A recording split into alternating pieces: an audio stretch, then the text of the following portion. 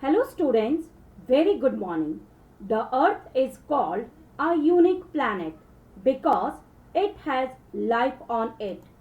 The presence of air, water and land makes life possible on the earth. Today we are going to learn about air behalf of these three main elements which is present on our earth. So let us start geography chapter number 4 air. As you all know, our earth is surrounded by air. There is different types of air available. Here in the diagram you all can see nitrogen is available 78%, oxygen 21%, carbon dioxide 0.4% and rest of other gases 0.96% available on our earth. So let us start our explanation about air. Plants need nitrogen for their survival. They can not take nitrogen directly from the air. Bacteria that live in the soil and roots of some plants take nitrogen from the air and change its form so that plants can use it. Now let us learn about structure of atmosphere where our earth is surrounded by different types of layers. These layers are separated in 5 main parts. Here are the names: troposphere, stratosphere, mesosphere, thermosphere, exosphere. Now let us start with troposphere. In troposphere, most important layer of the atmosphere. Its average height is 13 kilometer. The air we breathe exits here.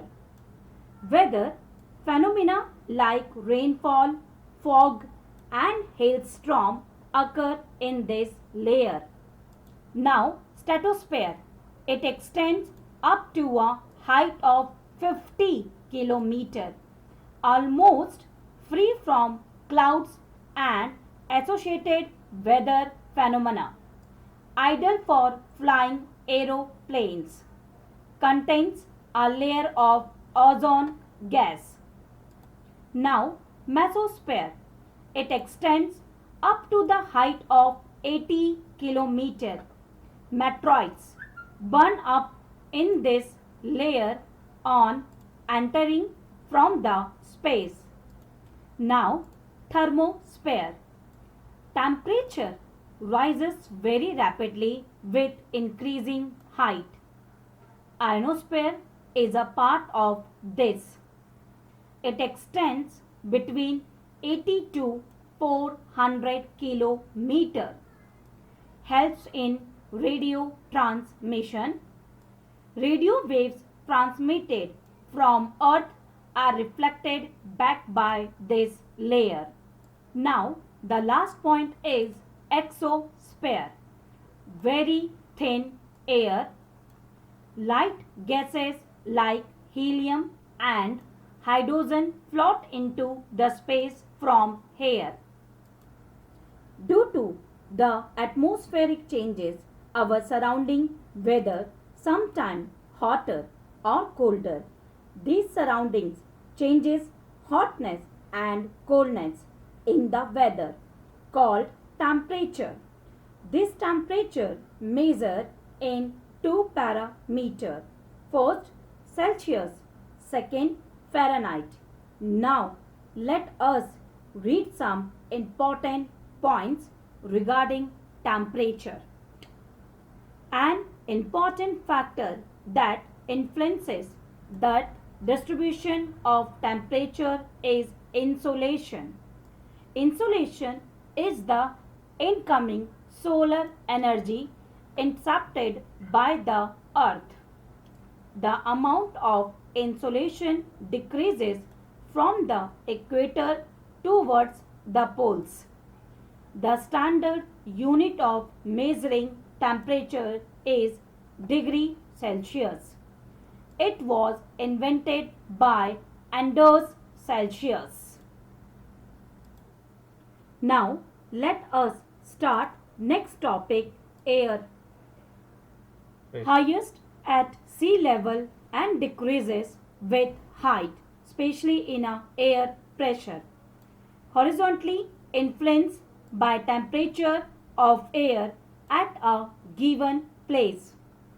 When temperature is high, air gets heated and rises, and it creates lower pressure area. Low pressure is associated with cloudy skies and wet weather, for example, monsoon.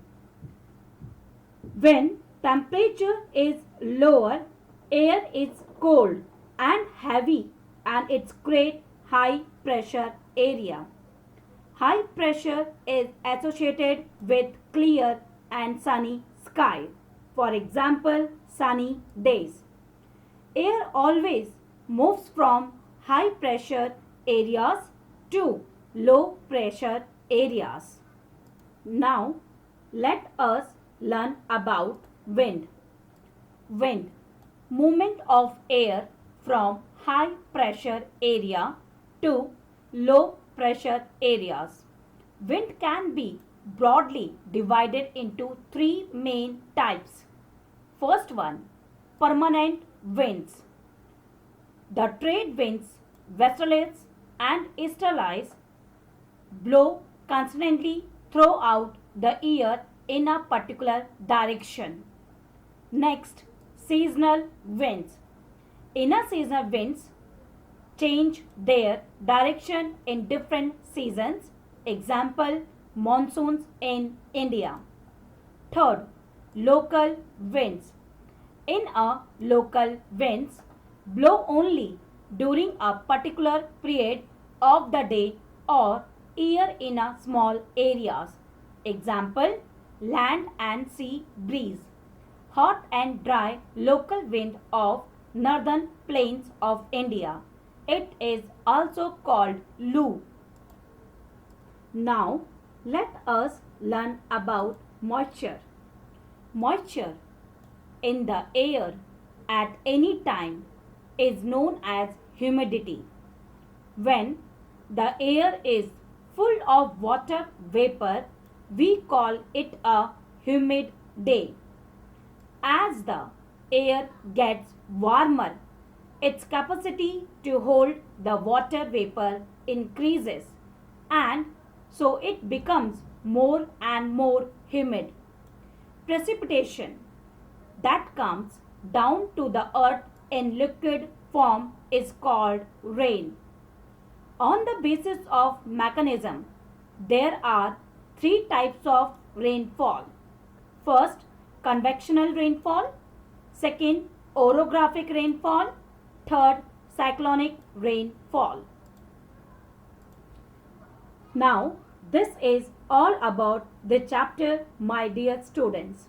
If you have any doubt or query, please, without any hesitation, ask me in a live session. Till then, bye bye. Take care.